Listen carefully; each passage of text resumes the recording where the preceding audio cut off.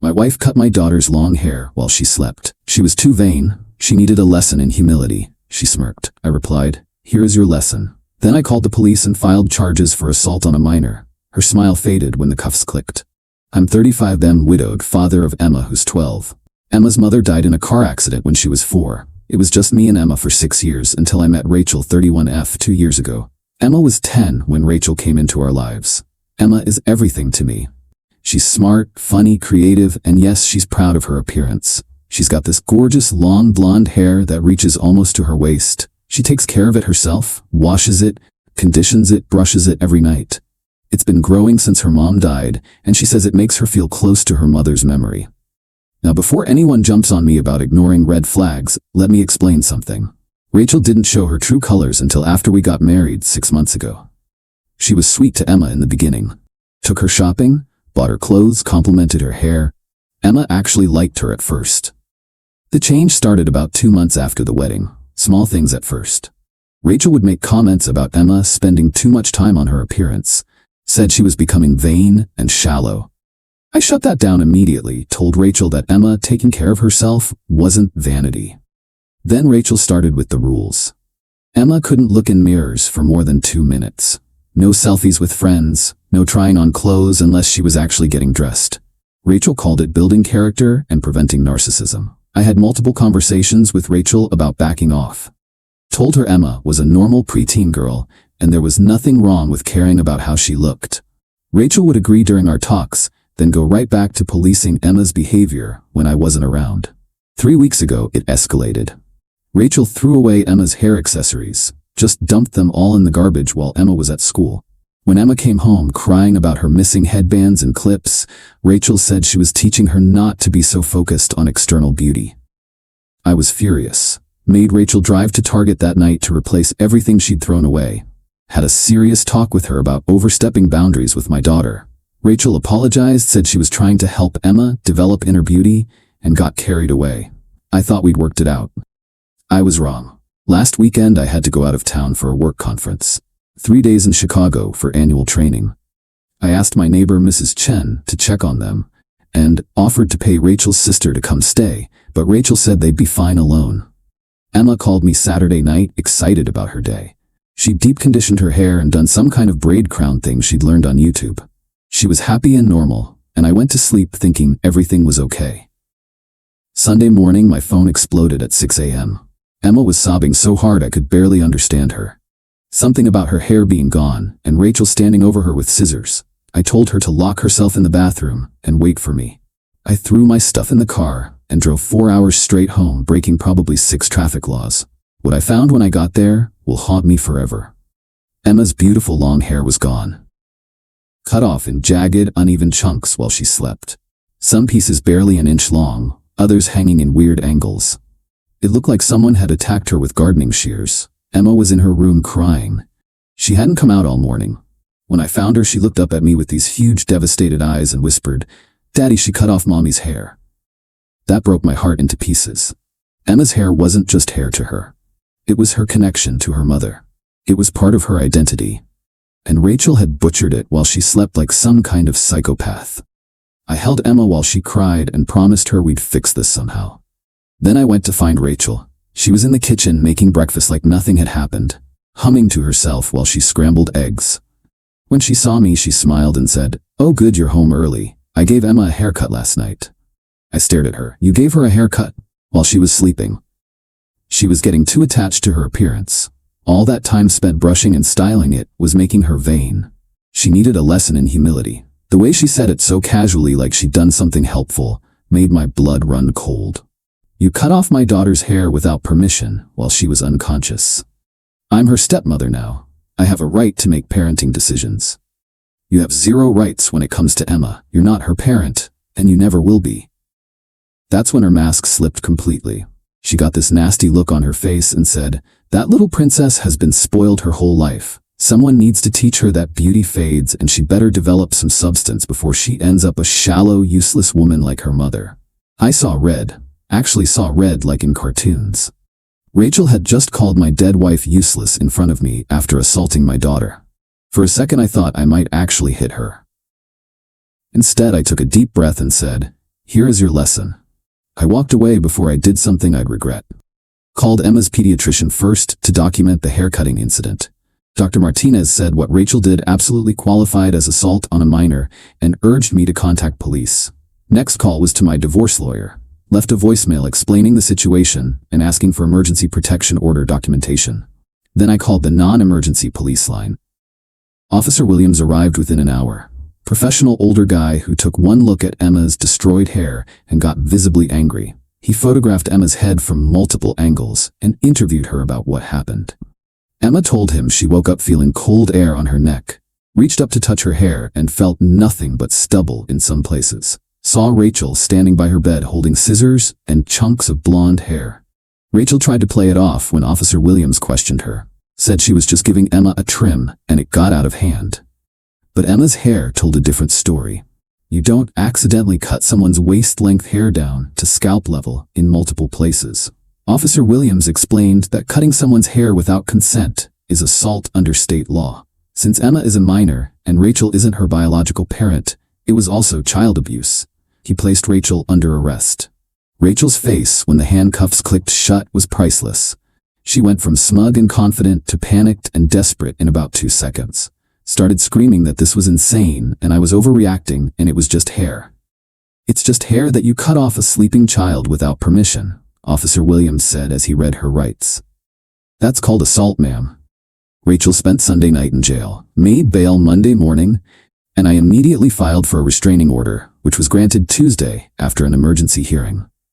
She's been calling non-stop from her sister's phone begging me to drop the charges. Not happening. I've spoken to the district attorney's office. They're pursuing assault charges and child endangerment. Rachel could face jail time and will definitely have this on her record. The divorce papers were filed that week. My lawyer says the assault charges make any future contact issues a non-issue. Rachel will never be around Emma again. Emma's doing better, but she was devastated about her hair for weeks. After some therapy sessions, we went to a high-end salon where a stylist named Michelle worked magic. She evened out the hack job Rachel did and gave Emma a cute pixie cut that actually looks amazing. Emma cried when she saw herself in the mirror. Not sad tears, but angry ones. She said she liked how she looked, but she didn't choose this, and that's what hurt. Some woman she trusted snuck into her room at night and took away something precious while she was helpless. That's when I knew Rachel hadn't just cut Emma's hair. She'd violated her sense of safety in her own home, made her afraid to sleep, destroyed something Emma associated with her mother's memory. The psychological damage is going to take time to heal. We start therapy next week, both individual sessions for Emma and joint ones for us. Dr. Martinez recommended a therapist who specializes in children who've experienced trauma. Rachel's family has been blowing up my phone. Her mother called me a vindictive monster for having her daughter arrested over a haircut. Her sister said I'm ruining Rachel's life over nothing and Emma's hair will grow back. They're missing the point completely. This isn't about hair. It's about a grown woman sneaking into a child's room in the middle of the night with scissors and attacking her while she slept. It's about violating trust and safety and destroying something meaningful out of pure spite. Rachel showed me exactly who she is when she thought I wasn't watching. Someone who resents my daughter and wants to hurt her. Someone who thinks she has the right to physically alter a child's body without consent. Someone who called my dead wife useless after traumatizing my kid. The worst part is Emma keeps apologizing. She thinks this is somehow her fault for caring about her hair too much. I keep telling her that taking pride in your appearance isn't wrong, and what Rachel did was 100% about Rachel's issues, not Emma's behavior. Last night, Emma asked if Rachel was coming back. When I told her no, she started crying again, but this time from relief.